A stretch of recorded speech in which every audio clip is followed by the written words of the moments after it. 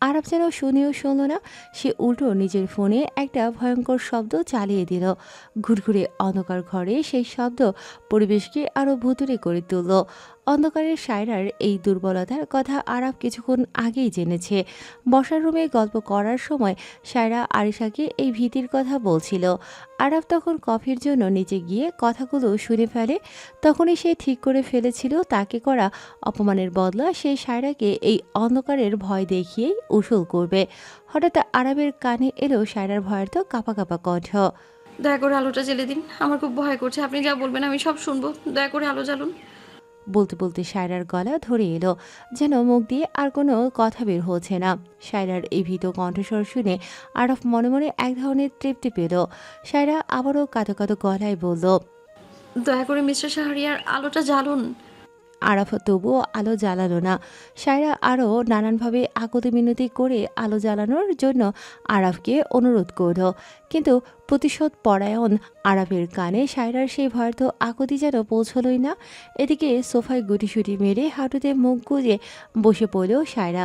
সায়রার স্মৃতিতে ভেসে আসতে লাগলো অতীতের ভয়ঙ্কর সব স্মৃতি। সেই বিভীষিকাময় অন্ধকার রাতগুলো তাকে তাড়া করতে শুরু করলো।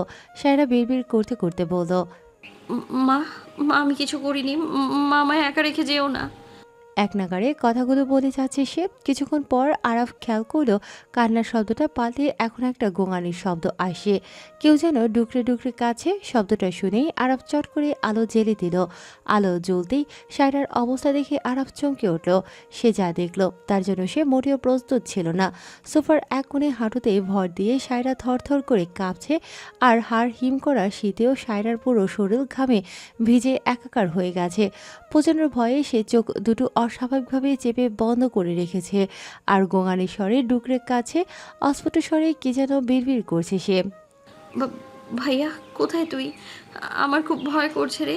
এখানে কেউ ভালো না, সবাই শুধু কষ্ট দেয় আমায়। তুই কখন আসবি আমায় এখান থেকে নিয়ে যেতে? তোর পুতুলের খুব ভয় করছে, তোর পুতুল কাঁদছে ভাইয়া, আয় না তাড়াতাড়ি।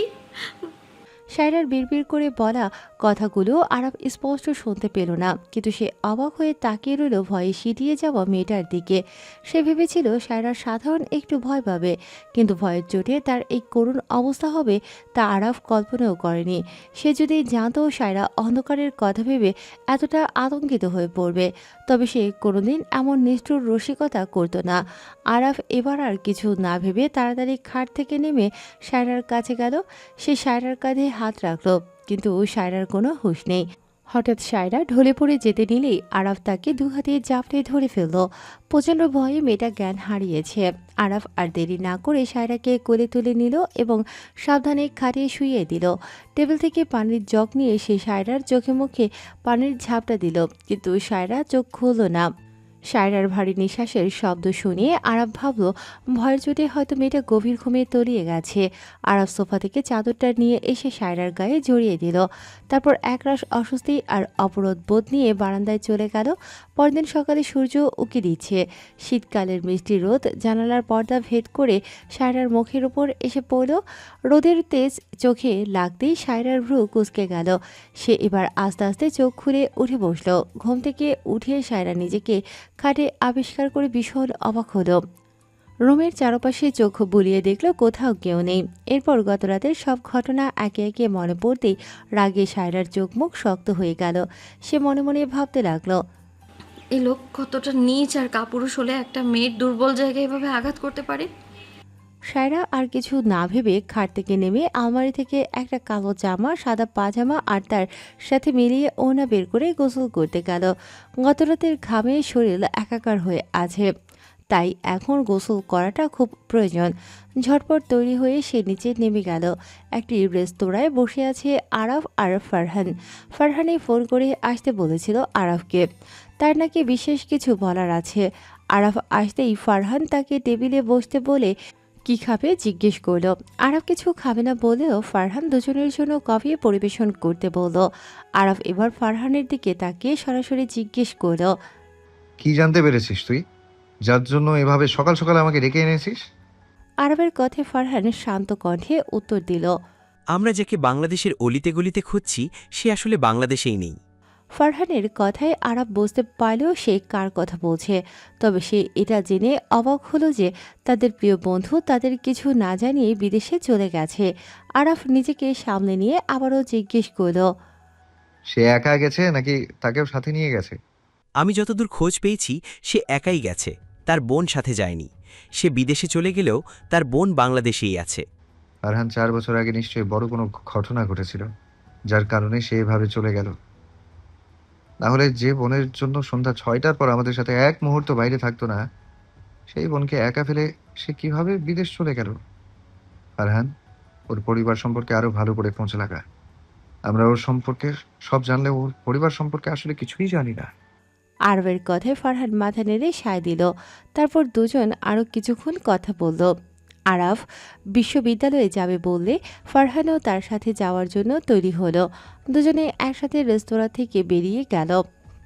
বিশ্ববিদ্যালয়ের শ্রেণীকক্ষে বসে আছে সায়রা, আরিশা আর মাইশা। দুটো পাঠ শেষ হয়েছে। এর পরের পাঠটি আরাফের।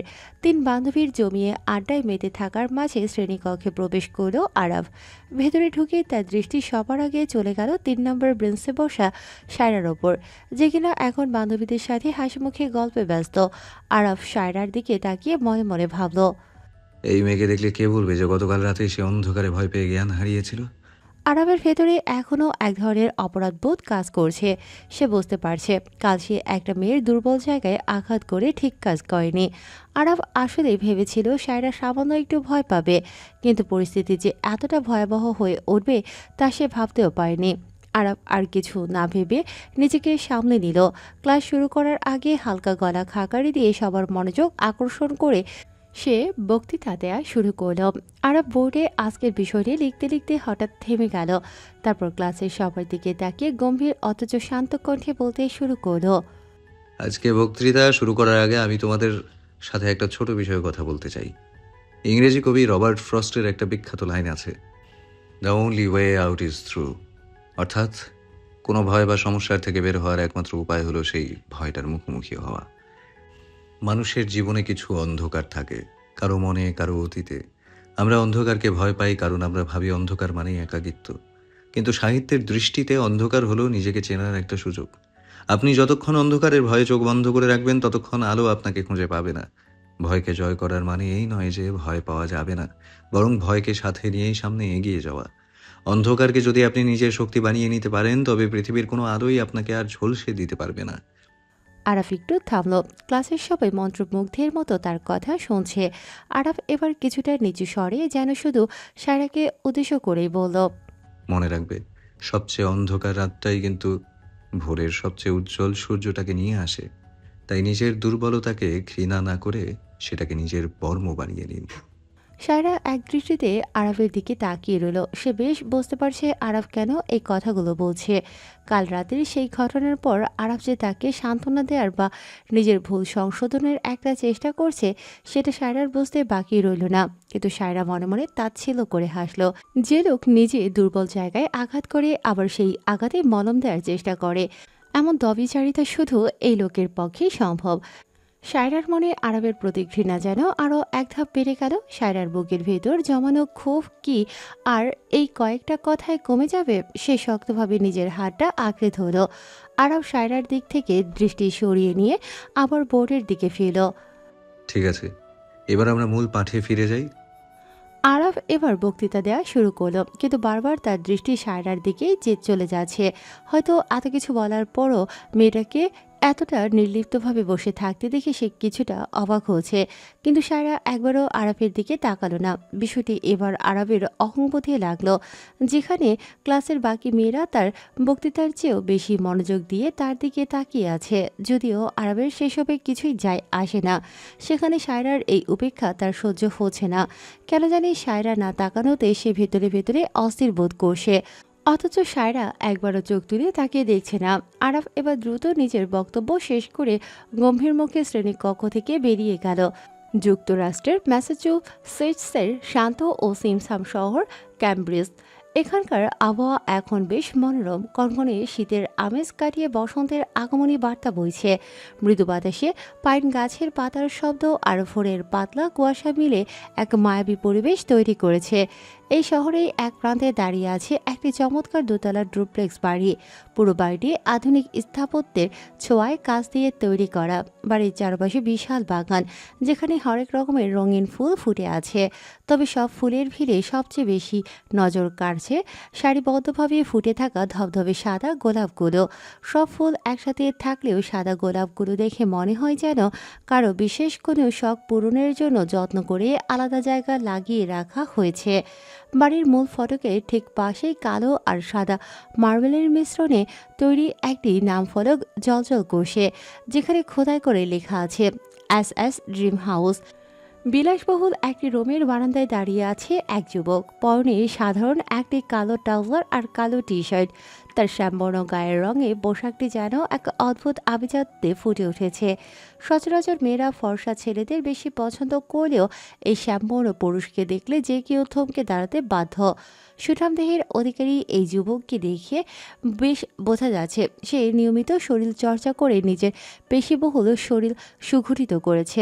প্রশস্ত কপাল, গভীর গাঢ় নীল চোখ, সরু নাক আর তীক্ষ্ণ শক্তিশালী চোয়াল, সব মিলিয়ে সে এক অসম্ভব সুদর্শন পুরুষ। তার খসখসে বাদামি রঙের ঠোঁট দুটোর ফাঁকে ধরা একটি জ্বলন্ত ধূমপান। যুবকটির হাতে একটি মেল ছবি। সে পরম মমতায় ছবিটিতে হাত বুলিয়ে বিড়বিড় করে বলল, পুতুল, তোর ভাইয়া খুব শীঘ্রই আসছে তোর কাছে। আর কেউ আমাকে তোর থেকে আলাদা করে রাখতে পারবে না। যার কারণে এই পুতুলকে তার ভাইয়ের কাছ থেকে 4 বছর দূরে থাকতে হয়েছে, তাদের কাউকে আমি ছাড়ব না। সবাইকে এর মাসুল দিতে হবে। যারা আমার পুতুলকে জেনে বা না জেনে কষ্ট দিয়েছে, তাদের আমার বোনের এক এক ফোঁটা চোখের জলের মূল্য দিতে হবে। সে যেই হোক না কেন, বাবা, ভাই কিংবা বন্ধু, হিসেব সবাইকে দিতে হবে। পুতুল, তুই একদিন বলেছিলি না তোর এমন একটা বাড়ি চাই যেখানে শুধু তুই আর আমি থাকবো? বাড়ির নাম হবে আমাদের 2 ভাই বোনের নামে। দেখ, আজ আমি আমার পুতুলের জন্য নিজের উপার্জনে তার সেই স্বপ্নের বাড়ি তৈরি করে ফেলেছি। SS ড্রিম হাউস, সাফওয়ানের শায়রার স্বপ্নের বাড়ি। হঠাৎ সাফওয়ানের ফোনে একটি কল আসতেই তার ভাবনায় ছেদ পড়ল। হাতে নিতেই দেখল একটি বাংলাদেশি নাম্বার। সে তড়িঘড়ি করে কলটি গ্রহণ করল। ওপাশ থেকে কিছু একটা শোনা মাত্রই সাফওয়ান রাগে চিৎকার করে উঠল, এই কুত্তার বাচ্চা, তোদের এত টাকা দিয়ে কি জন্য রেখেছি? ওকে রক্ষা করার জন্যই তো রেখেছি। তাহলে তোরা থাকতে আমার পুতুলের দুর্ঘটনা হলো কিভাবে? আমি ফিরে আসি, তোদের একটাকেও জ্যান্ত রাখবো না, সব কটাকে জ্যান্ত কবর দেব। এবার সে অস্থির হয়ে ফোনের ওপাশের লোকটাকে বলল, এই শোন, আমার পুতুলের কি খুব বেশি আঘাত লেগেছে? ও কি কাঁদছে? তোরা যে যেখানে আছিস এক্ষুনি জারিফকে নিয়ে যা। পুতুলের চিকিৎসা ব্যবস্থা কর, জলদি। ওপাশের লোকটা কিছু বলতে চাইছিল, কিন্তু সাফওয়ান কোনো কথা না শুনেই ফোনটা কেটে দিল। এরপর অস্থির হয়ে বারান্দায় পায়চারি করতে লাগলো সে। চাইলে সে এই মুহূর্তে বাংলাদেশে চলে যেতে পারবে না। সে এখানে আমেরিকার একটি কোম্পানির সাথে 3.5 বছরের চুক্তিতে আবদ্ধ, যার মেয়াদ শেষ হতে আর মাত্র 20 দিন বাকি।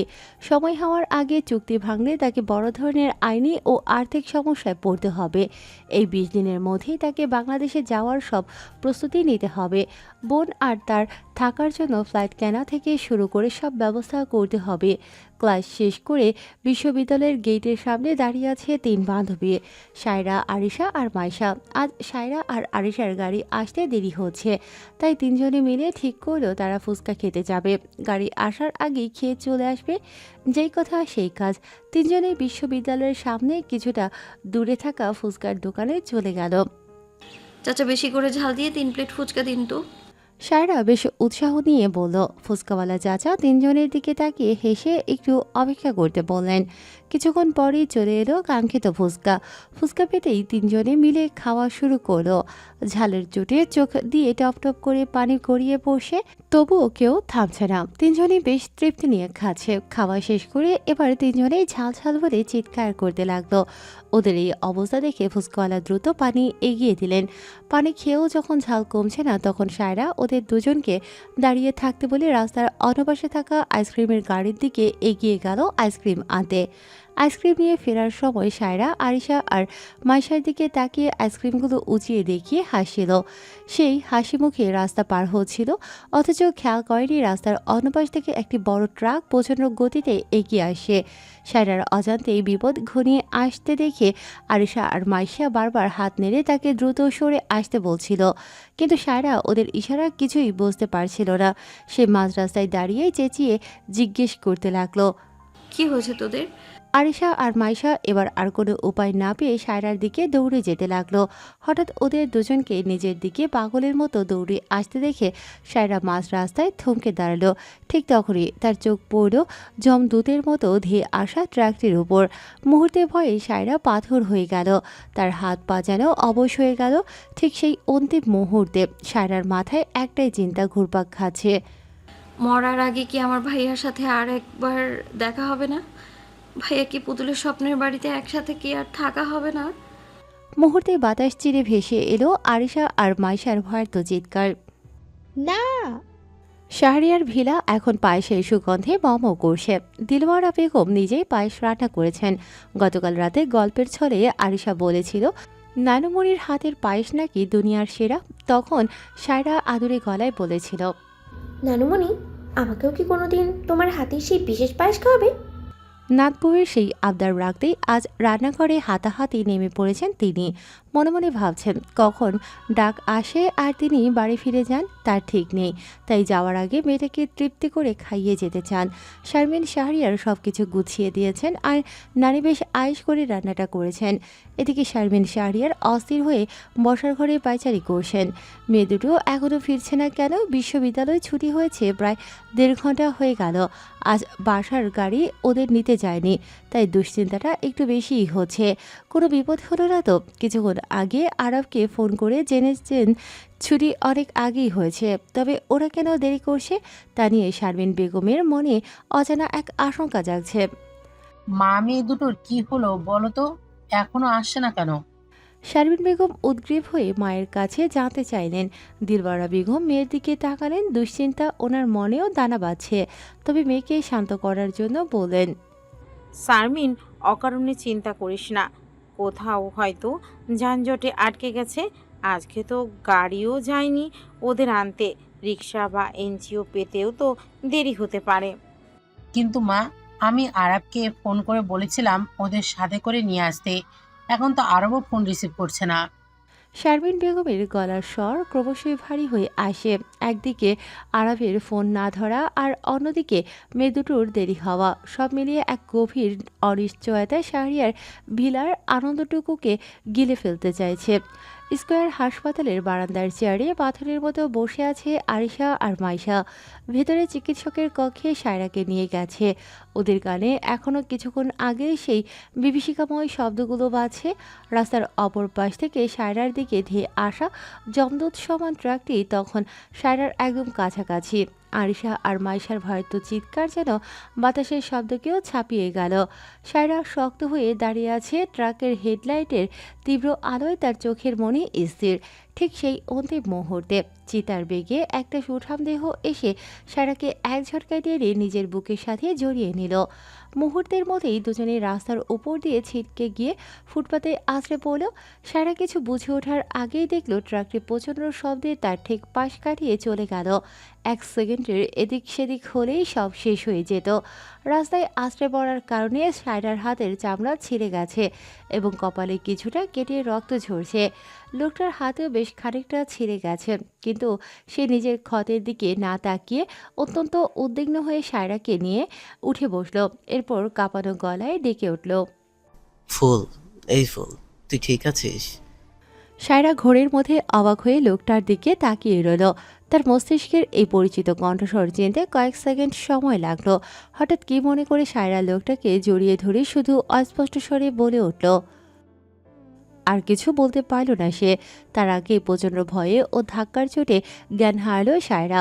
অন্যদিকে আরব বিশ্ববিদ্যালয়ের ফটক থেকে গাড়ি বের করে ড্রাইভ করতে করতে জানালার বাইরে চারপাশে তাকাচ্ছিল। তার মা ফোন করে জানিয়েছেন আরিশা আর সায়রা এখনও বাসায় পৌঁছয়নি। তাই আরব যেন একটু দেখে ওরা আশেপাশে কোথাও আছে কিনা। হঠাৎ তার চোখ গেল অদূরে দাঁড়িয়ে থাকা আরিশা আর মাইশার দিকে। ওরা স্তম্ভিত হয়ে সামনের দিকে তাকিয়ে আছে। আরাফ তাদের দৃষ্টি অনুসরণ করে সামনে তাকাতেই তার চোয়াল শক্ত হয়ে গেল। সে দেখল মাঝ রাস্তায় সায়রা অপরিচিত একটা ছেলেকে জড়িয়ে ধরে আছে। দূর থেকে দৃশ্যটা দেখে আরবের ভেতরে এক অজানা দহন শুরু হলো। সায়রাকে নিশ্চুপ দেখে জারিফ অস্থির হয়ে জিজ্ঞেস করল, ফুল, খুব বেশি ব্যথা পেয়েছিস? চল, আমি তোকে চিকিৎসকের কাছে নিয়ে যাই। তোর কপালে আর হাতে ড্রেসিং করতে হবে। সায়রা কোনো উত্তর দিল না। মেয়েটা যে জ্ঞান হারিয়েছে তা জারিফ এবার বুঝতে পারল।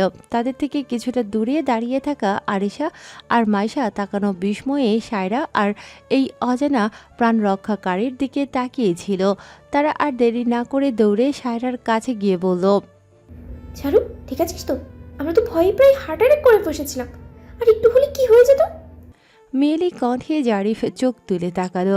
সে আরিশা আর মাইশাকে লক্ষ্য করে বলল, তোমরা নিশ্চয়ই ফুলের বন্ধু। চলো, ফুলের হাতে আর কপালে কেটে গেছে, এখনই ড্রেসিং করতে হবে, না হলে পছন্দ ধরে যেতে পারে। জারিফ সায়রার মুখটা সামনে এনে দেখল মেয়েটা প্রচণ্ড ভয়ে জ্ঞান হারিয়েছে। জারিফ আর কালক্ষেপণ না করে সায়রাকে কোলে তুলে নিল এবং নিজের গাড়ির দিকে হাঁটতে লাগলো। পেছন ফিরে আরিশা আর মাইশাকে বলল, তোমরা দুজনও আমার সাথে এসো। ফুল জ্ঞান হারিয়েছে, ওকে দ্রুত হাসপাতালে নিয়ে যেতে হবে। আরিশা আর মাইশা সায়রার অবস্থার কথা ভেবে বিনা বাক্যে জারিফের গাড়িতে গিয়ে বসলো। আরিশা পেছনের আসনে সায়রার মাথাটা কোলে নিয়ে বসলো আর মাইশা বসলো সামনের আসনে। জারিফ অত্যন্ত দ্রুততায় গাড়ি নিয়ে হাসপাতালের দিকে রওনা হলো।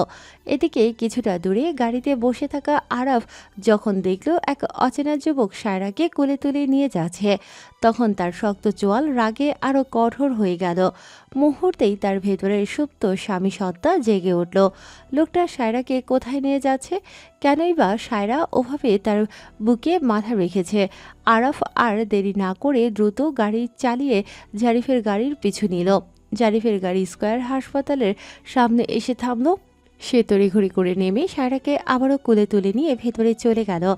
জারিফ যখন সায়রাকে কোলে করে হন্তদন্ত হয়ে হাঁটছিল, তখন হাসপাতালের সেবিকা, চিকিৎসক ও কর্মীরা সবাই অবাক হয়ে তার দিকে তাকিয়ে রইল। তাদের বিস্ময়ের কারণও যথেষ্ট। জারিফ এই হাসপাতালের একজন স্বনামধন্য হৃদরোগ বিশেষজ্ঞ। বিদেশ থেকে উচ্চশিক্ষা শেষ করে সে এখানে যোগ দিয়েছে। সবাই তাকে চেনে একজন অত্যন্ত গম্ভীর এবং রাগী চিকিৎসক হিসেবে। 2 মাস হলেও সে এখানে আছে, কিন্তু প্রয়োজন ছাড়া কারোর সাথে কথা বলে না। বিশেষ করে মেয়েদের থেকে সব সময় দূরত্ব বজায় রেখে চলে। সেই কঠোর মেজাজের চিকিৎসক আজ নিজের কোলে একটা মেয়েকে নিয়ে হাসপাতালের বারান্দা দিয়ে ছুটছে।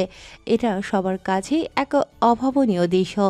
জারিফ সবার উৎসুক দৃষ্টি উপেক্ষা করে একটি কক্ষে ঢুকে সায়রাকে বিছানায় শুইয়ে দিল। আর তার পেছন পেছন সেবিকারা ছুটে আসতেই জারিফ ধমকের সুরে বলল, নার্স, অবিলম্বে ড্রেসিং করার ব্যবস্থা করুন। সেবিকাটি বিনীতভাবে বলল, ঠিক আছে স্যার। সেবিকা দ্রুত ড্রেসিং করার সরঞ্জাম নিয়ে এসে কাজ শুরু করলো। তরল জীবাণুনাশক দিয়ে সায়রার ক্ষতস্থান পরিষ্কার করার সময় জ্বলে ওঠে অবচেতন অবস্থায় সায়রা ব্যথার মুখ কুঁচকে ফেলল। তা দেখে জারিফ নিজেকে সামলাতে না পেরে গর্জে উঠল, নির্বোধ, একটু সাবধানে করতে পারছেন না? ও ব্যথা পাচ্ছে, দেখতে পাচ্ছেন না? সেবিকাটি জারিফের এমন উগ্র মেজাজে থতমত খেয়ে ভয়ে ভয়ে বলল, দুঃখিত স্যার। যাও এখান থেকে, তোমাকে আর কিছু করতে হবে না, যা করার আমি নিজেই করছি। সেবিকাটি আর কথা না বাড়িয়ে দ্রুত সেখান থেকে চলে গেল। জারিফ এবার পরম যত্নে সায়রার ক্ষতের উপর আলতো করে ফু দিতে দিতে ড্রেসিং করতে লাগলো, যাতে সায়রা একটু ব্যথা না পায়। এদিকে বাইরে বারান্দায় আরিশা আর মাইশা ভয়ে তটস্থ হয়ে বসে আছে। হঠাৎ আরাফের ডাকে তাদের ভাবনার সুতো ছিল। আরাফ দ্রুত হাসপাতালের ভেতরে এসে এদিক ওদিক তাকিয়ে দেখল কিছুটা দূরে আরিশা আর মাইশা বসে আছে, কিন্তু সায়রা নেই। সে হন্তদন্ত হয়ে এগিয়ে এসে আরিশাকে জিজ্ঞেস করল, আরিশা, তোরা এখানে কেন? সায়রা কোথায়? আর এই ছেলেটাই বা কে যে সায়রাকে ওভাবে কোলে করে নিয়ে এসেছে? আরাফের চোখে মুখে উদ্বেগের চেয়েও বেশি যেন রাগের আভাস। আরিশার শুরু থেকে সবকিছু খুলে বলল কিভাবে সায়রা আইসক্রিম আনতে গিয়ে দুর্ঘটনার কবলে পড়তে যাচ্ছিল, আর ওই লোকটা কিভাবে নিজের জীবনের ঝুঁকি নিয়ে সায়রাকে বাঁচিয়েছে। তারপর দ্রুত এখানে হাসপাতালে নিয়ে এসেছে। সব শুনে আরাফ আরিশাকে আবারও জিজ্ঞেস করল। ওর আঘাত কি খুব বেশি লেগেছে?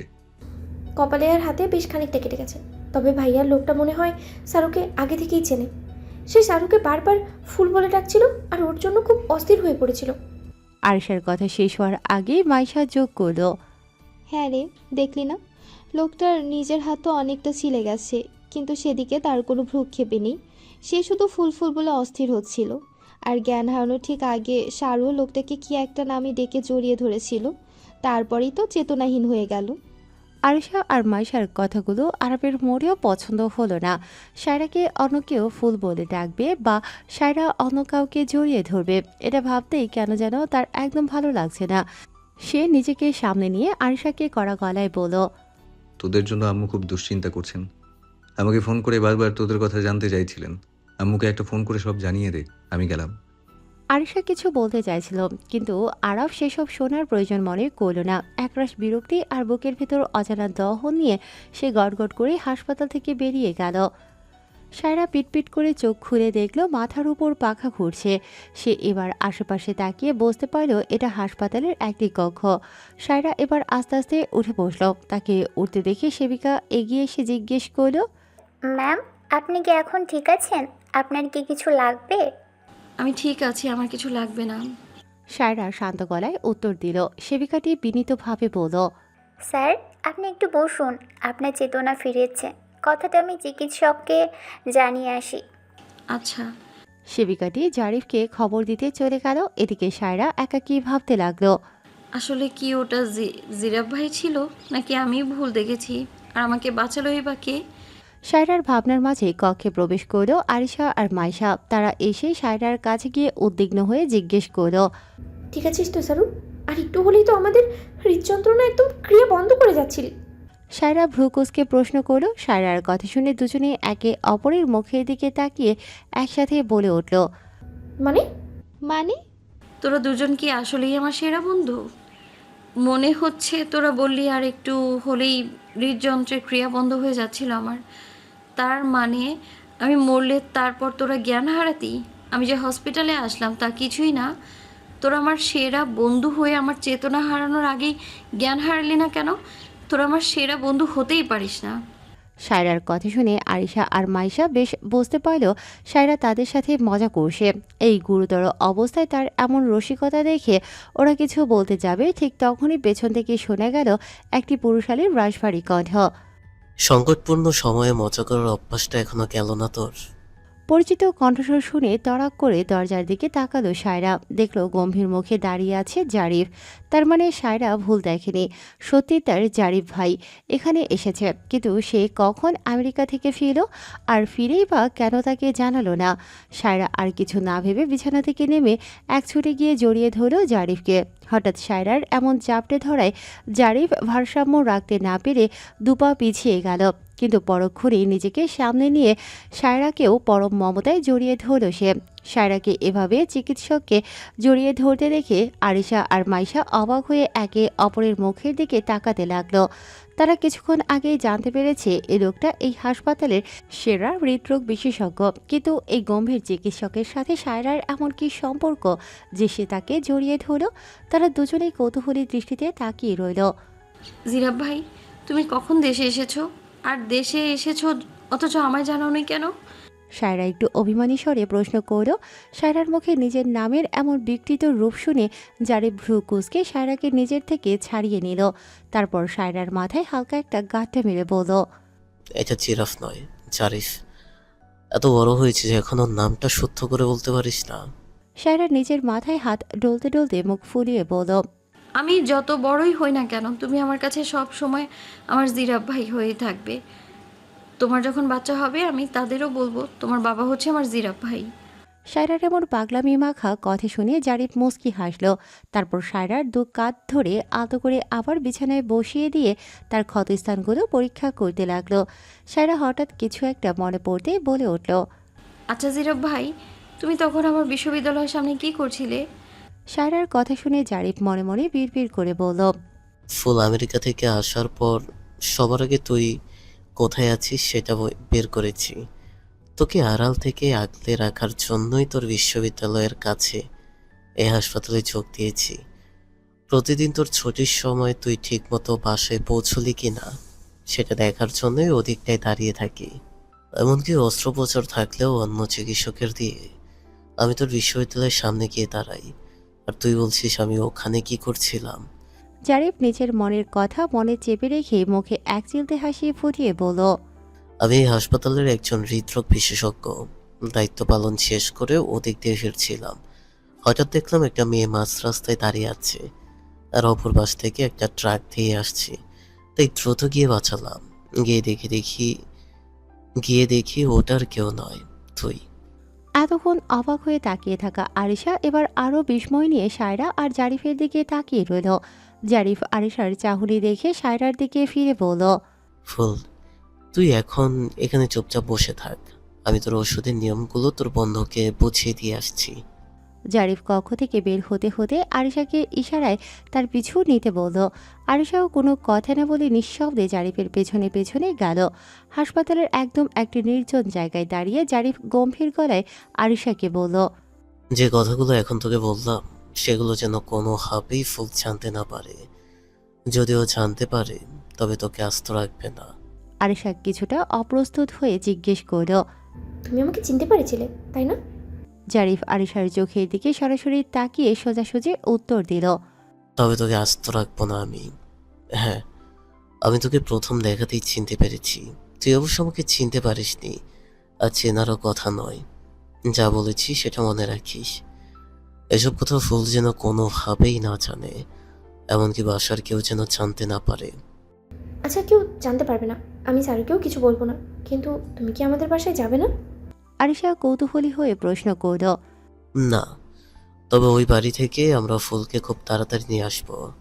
জারিফের কণ্ঠে এক দৃঢ় প্রতিজ্ঞা ফুটে উঠল। আরিশা আর জারিফ আরও কিছুক্ষণ প্রয়োজনীয় কথা বলে কক্ষের দিকে ফিরে গেল। সায়রা আর মাইশাকে সব বুঝিয়ে দেওয়ার পর জারিফ তাদের তিনজনকে পৌঁছে দিতে চাইল, কিন্তু মাইশা জানালো তার বাসা কাছেই, তাই তাকে নিয়ে যেতে হবে না। জারিফ এবার সায়রা আর আরিশাকে নিয়ে শাহরিয়ার ফেরার উদ্দেশ্যে রওনা হলো। সূর্য পশ্চিমে হেলে পড়েছে। প্রকৃতির চারদিকে ছড়িয়ে পড়েছে এক মায়াবী লাল আভা। গোধূলির এই মনোরম দৃশ্যটি দেখতে খুব সুন্দর লাগছে। এখন ঘড়িতে সময় বিকেল 5:30। কিছুক্ষণ আগে জারিফ সায়রা আর আরিশাকে বাড়িতে নামিয়ে দিয়ে গেছে। সায়রা অনেক জোর করেছিল যাতে জারিফ ভেতরে ঢুকে শারমিন শাহরিয়ারের সাথে দেখা করে। সায়রা জারিফের হাত ধরে টেনে নিয়ে যেতে চাইলেও সে কোনো এক অজ্ঞাত কারণে ভেতরে যায়নি। সায়রাকে অনেক বুঝিয়ে পরে দেখা করার কথা দিয়ে সে তড়িঘড়ি করে চলে গেছে। সায়রা ভেতরে ঢুকতেই শারমিন শাহরিয়ার এগিয়ে এসে তাকে ধরে সোফায় বসিয়ে দিলেন। তাড়াতাড়ি পানি খেতে দিয়ে অত্যন্ত অস্থির হয়ে জিজ্ঞেস করলেন, এসব কিভাবে হলো মা? একটু সাবধানে চলাফেরা করবি তো, অন্তত দেখে শুনে পথ চলবি। আমি ঠিক আছি আম্মু, আমার খুব বেশি আঘাত লাগেনি। সায়রা তাকে শান্ত করার চেষ্টা করল। সায়রার কথা শুনে শারমিন শাহরিয়ার ধমক দিয়ে বললেন, একদম চুপ, আমি দেখতেই পাচ্ছি কতটা আঘাত লেগেছে। তোমাকে আর সাপাই গাইতে হবে না। শাশুড়ির এমন আদরের ধমক খেয়ে চুপ হয়ে গেল সায়রা। তাদের দুজনের এই অবস্থা দেখে দিলওয়ারা বেগম বলে উঠলেন, হয়েছে রে শারমিন, নাত বউকে আর বকতে হবে না। নাত বউ, তুই যা তো, গিয়ে হাত মুখ ধুয়ে আয়, আমি তোর জন্য পায়েস রান্না করছি। নানুমণির মুখে পায়েসের কথা শুনে এবার পাশ থেকে আরিশা ফোড়ন কাটল। নানুমণি, স্যারও একবার মুখ থেকে বের করতেই তুমি তার জন্য পায়েস রান্না করে ফেলে। আর আমি বললে তো বলো পরে রান্না করে খাওয়াবো, এটা তো একদম অন্যায়, আমি এটা মানবো না।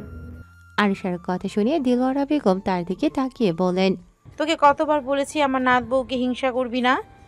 ওহো, তোমরাই যে আমার সাথে অবিচার করছো সেটা আমি বলবো না। আরিশা মুখ বাঁকিয়ে বলল। শারমিন শাহরিয়ার মা আর মেয়ের এমন খুনসুটিতে এবার বিরক্ত হয়ে বললেন, তোমরা দুজন থামবে? সায়রা সামনে আসতে না আসতেই তোমাদের শুরু হয়ে যায়। চুপ করো তো, দেখছো মেয়েটা অসুস্থ, এই অবস্থায় তাকে বসিয়ে রেখে তোমরা দুজন ঝগড়া করছো। শারমিন শাহরিয়ারের ধমক শুনে দুজনেই চুপ হয়ে গেল। আরিশা এবার সায়রাকে ধরে উপরে নিয়ে যেতে লাগলো।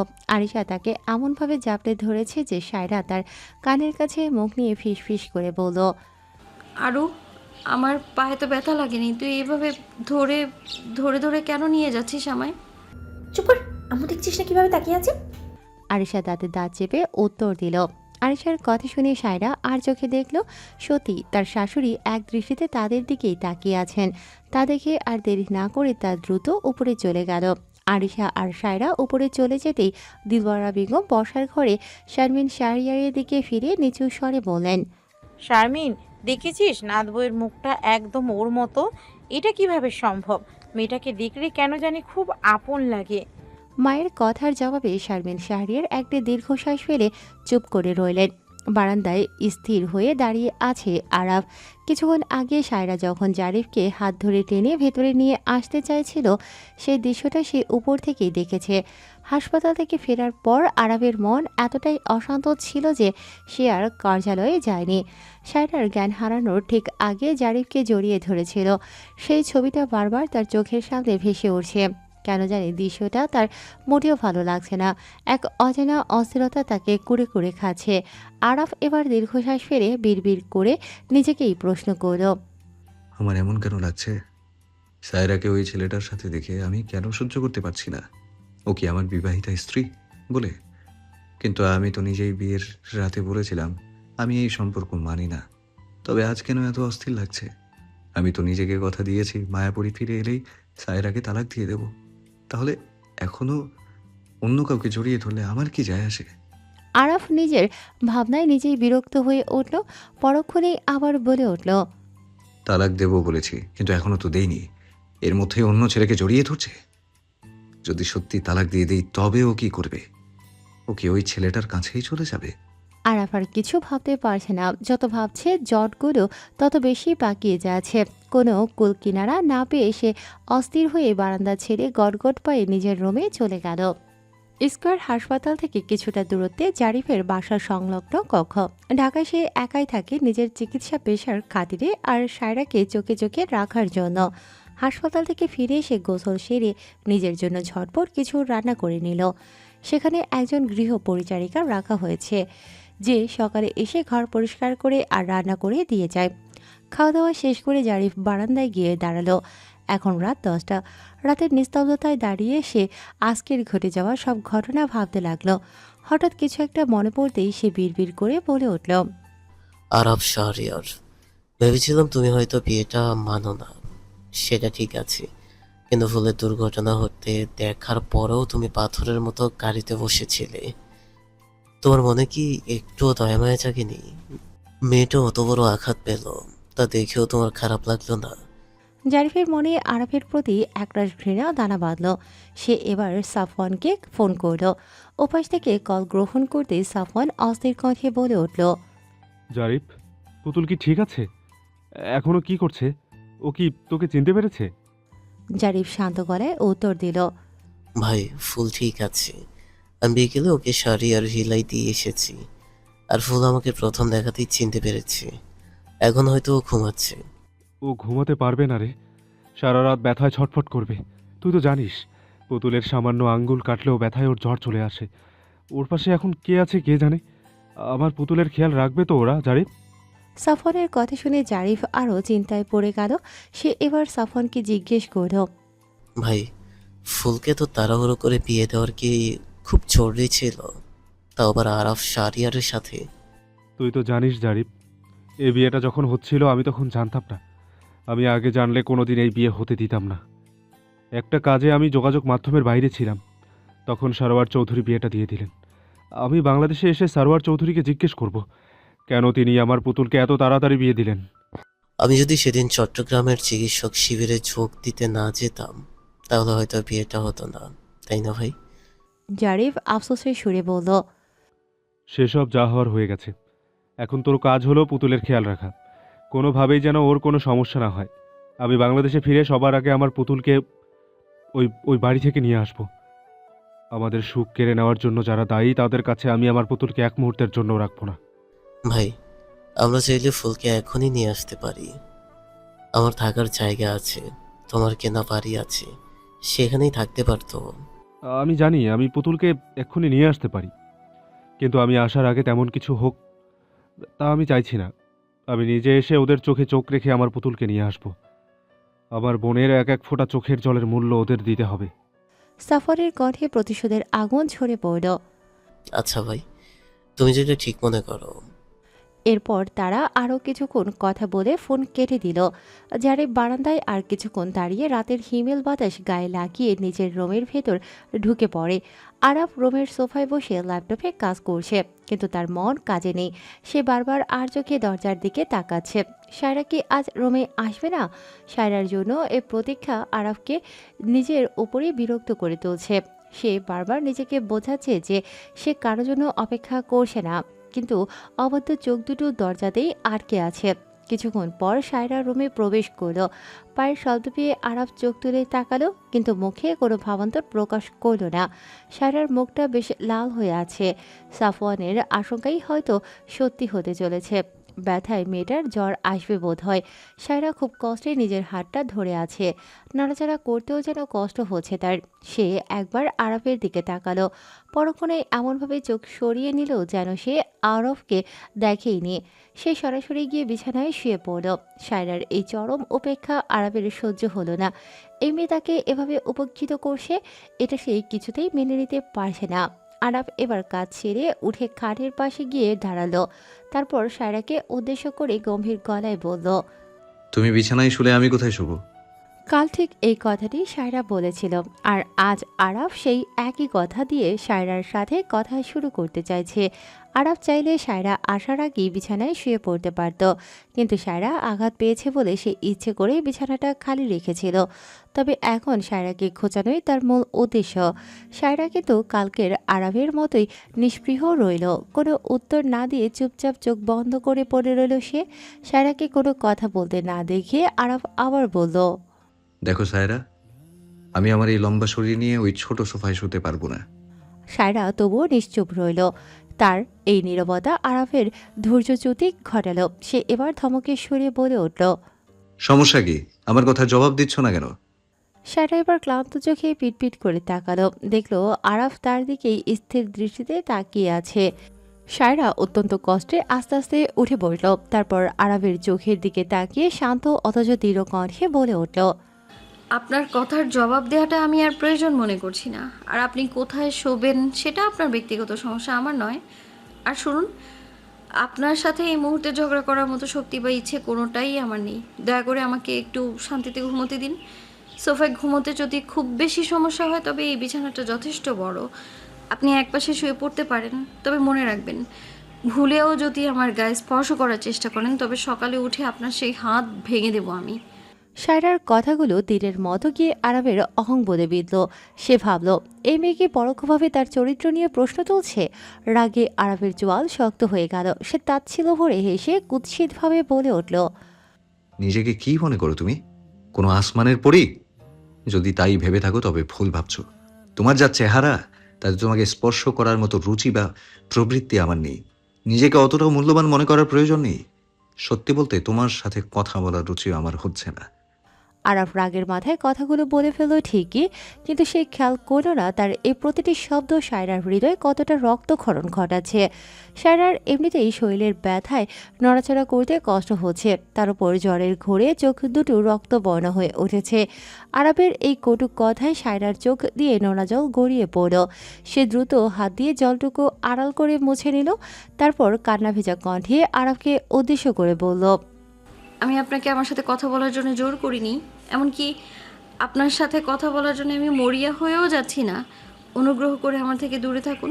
যতদিন এই বাড়িতে আছি আমার সাথে কোনো কথা বলার কোনো প্রয়োজন নেই আপনার। বলেই সায়রা ওপাশ ফিরে শুয়ে পড়ল। ঘরের নিস্তব্ধতায় আরাফের যেন এতক্ষণে হুঁশ ফিরল। সে বুঝতে পারল রাগের মাথায় আবারও সে সায়রাকে প্রচণ্ড আঘাত দিয়ে ফেলেছে। সে মনে মনে বিড়বিড় করে বলতে লাগলো, ধুর, আমি আবার কি করে ফেললাম? কিছুক্ষণ আগেই তো নিজেকে নিজে প্রতিজ্ঞা করলাম যে সায়রার সাথে ভালো ব্যবহার করব। মায়াপুরী ফিরে আসলে তো এমনিতেই আমার জীবন থেকে চলে যাবে। তাই যতদিন আছে অন্তত শান্তিতে থাকা উচিত ছিল। স্বামী স্ত্রীর মতো না হোক, অন্তত বন্ধুর মতো তো থাকা যেত। প্রতিদিন বাসায় সেইভাবে ঝগড়া করতে কার ভালো লাগে? কিন্তু সবকিছু কেন বারবার উল্টে পাল্টে যাচ্ছে? আমারই বা কি দোষ? হয়তো আমাকে ওসব বলে রাগিয়ে দেয়। আরাফ আর কিছু ভাবতে পারল না। একরাশ বিরক্তি আর অপরাধ বোধ নিয়ে সে খাটের অন্য পাশে শুয়ে পড়ল। সে একবার আর চোখে সায়রার দিকে তাকালো। মেয়েটা এখনো উল্টো দিকে ফিরে শুয়ে আছে। আরাফ আর কথা না বাড়িয়ে চোখ বন্ধ করে ঘুমানোর চেষ্টা করল এবং কিছুক্ষণের মধ্যেই ক্লান্তিতে ঘুমের দেশে পাড়ি জমালো। মাঝরাতে হঠাৎ কারো গোঙানির শব্দে আরাফের ঘুম ভেঙে গেল। সে ধরফর করে উঠে বসল। খেয়াল করলো শব্দটা তার পাশ থেকেই আসে। আরাফ দ্রুত নিঃস্ব বাড়তে আলো বন্ধ করে ঘরের বড় আলোটা জ্বেলে দিল। পাশে তাকিয়ে তার বুকটা ধক করে উঠল। জ্বরের ঘোরে সায়রার পুরো মুখ লাল হয়ে আছে। মেয়েটা ব্যথায় কুকড়ে কাতরাচ্ছে। আরাফ আলতো করে সায়রার কপালে হাত রাখল। হাত রাখতেই চমকে উঠল সে। জ্বরে শরীরটা যেন আগুনের মতো পুষে। ছোঁয়া যাচ্ছে না, মনে হচ্ছে গরমে হাত ঝলসে যাচ্ছে। আরাফ তড়িঘড়ি করে প্রাথমিক চিকিৎসার বাক্স থেকে উষ্ণ তাপমাত্রা যন্ত্র বের করে সায়রার জ্বর মেপে দেখল। যন্ত্রটির মাপ দেখে সে স্তম্ভিত হয়ে গেল। 104 ডিগ্রি জ্বর। আরাফ অস্থির হয়ে ভাবতে লাগলো এখন কি করা উচিত। একবার ভাবলো আম্মুকে ডেকে আনবে। পরক্ষণেই মনে হলো এত রাতে সবাইকে জাগালে নানুমণিও দুশ্চিন্তা করবে। আরাফ আর দেরি না করে হাত মুখ ধোয়ার কক্ষ থেকে পাত্র ভরে পানি নিয়ে এলো। তারপর নিজের রুমালটা পানিতে ভিজিয়ে নিংড়ে নিয়ে সায়রার কপালে জলপট্টি দিতে লাগলো। এভাবে টানা 1 ঘন্টা জলপট্টি দেওয়ার পর সায়রার জ্বর কিছুটা কমে এলো, কিন্তু সায়রা জ্বরের ঘোরে এখনও বিড়বিড় করে কি যেন বলছে। আরাফ কৌতূহলবশত নিজের কান সায়রার মুখের সামনে খুব কাছে নিয়ে গেল। ভাইয়া, আমার এখানে আর ভালো লাগছে না। তুমি কখন আসবে আমায় নিয়ে যেতে? আমি এখানে আর থাকতে চাই না। এখানে শুধু ওই লোকটা আমায় অপমান করে। তুমি এসে আমায় নিয়ে যাও না। ওই লোকটাকে তুমি আচ্ছা করে শাস্তি দেবে তোমার পুতুলকে কষ্ট দেওয়ার জন্যে। কিন্তু তুমি কেন আসছো না? কবে আসবে তোমার পুতুলকে নিয়ে যেতে? সায়রা এবার ছোট্ট বাচ্চাদের মতো ঠোঁট উল্টে আক্ষেপ করে বলল, তুমি আসলে আমি তোমার সাথে পুরো একদিন কথা বলবো না। না না, তোমার পুতুল তো তার ভাইয়ার সাথে একদিন কথা না বলে থাকতেই পারবে না। আমি বরং 4 বছরের শাস্তি হিসেবে 4 ঘন্টা কথা বলবো না? হ্যাঁ, এটাই ঠিক আছে। কথাগুলো বলতে বলতে সায়রা আবার গভীর ঘুমে তলিয়ে গেল। আরাফ আস্তে করে সায়রার মুখের সামনে থেকে নিজের মুখটা সরিয়ে নিল, কিন্তু তার কানে তখনও সায়রার বলা সেই বিষণ্ণ কথাগুলো বাজছে। ওই লোকটাকে তুমি আচ্ছা করে শাস্তি দেবে তোমার পুতুলকে কষ্ট দেওয়ার জন্য। আরাফ স্পষ্ট বুঝতে পারল ওই লোকটা বলতে সায়রা তাকেই বুঝিয়েছে। নিজের অজান্তেই তার বুকের ভেতরটা এক অজানা দহনে হাহাকার করে উঠল। সে আজ অনুভব করল নিজের মায়াপরীকে খুঁজতে গিয়ে সে তার সামনে থাকা এই রক্তমাংসের মানুষটাকে প্রতিনিয়ত কি ভীষণ অপমান আর অবহেলা করে যাচ্ছে। সে তো চাইলেই সায়রাকে সব কিছু শান্তভাবে বুঝিয়ে বলতে পারত, কিন্তু তা না করে সে শুধু সায়রার প্রতি একের পর এক অন্যায় করে গেছে। এই অসুস্থ মেয়েটার করুণ আর অসহায় মুখটার দিকে তাকিয়ে আরাফের মনে হলো সে কি আসলেই ক্ষমা পাওয়ার যোগ্য। আরাফ আর কিছু না ভেবে পুনরায় সায়রার মাথায় জলপট্টি দিতে শুরু করলো। সে সায়রার মুখের দিকে তাকিয়ে দেখল মেয়েটা এখনও ঠিক ছোট্ট বাচ্চাদের মতো ঠোঁট উল্টে আছে। সায়রার এই নিষ্পাপ ভঙ্গি দেখে আরাফের মাথার সব দুশ্চিন্তা যেন মুহূর্তেই মিলিয়ে গেল। সে আর মনে এক চিলতে হেসে নিজের মনেই বলে উঠল, আব্বু আম্মু আমাকে একটা বাচ্চার সাথে বিয়ে দিয়েছেন, যে কিনা এখনো বাচ্চাদের মতো জ্বরের ঘোরে অভিযোগ করতে করতে ঠোঁট উল্টে রাখে। একদম একটা পুতুল বাচ্চা। তবে যাই বলো, মিষ্টি আছে আমার বউটা। কথাটা বলার পর মুহূর্তেই আরাফ নিজেই নিজের ভাবনায় চমকে উঠল। সে সায়রাকে আমার বউ বলছে। পরক্ষণেই সে নিজের ওপর বিরক্ত হলো। সে তো ঠিক করেছিল সায়রাকে বড়জোর বন্ধুর মর্যাদা দেবে, কিন্তু বউ হিসেবে গ্রহণ করা তো অসম্ভব।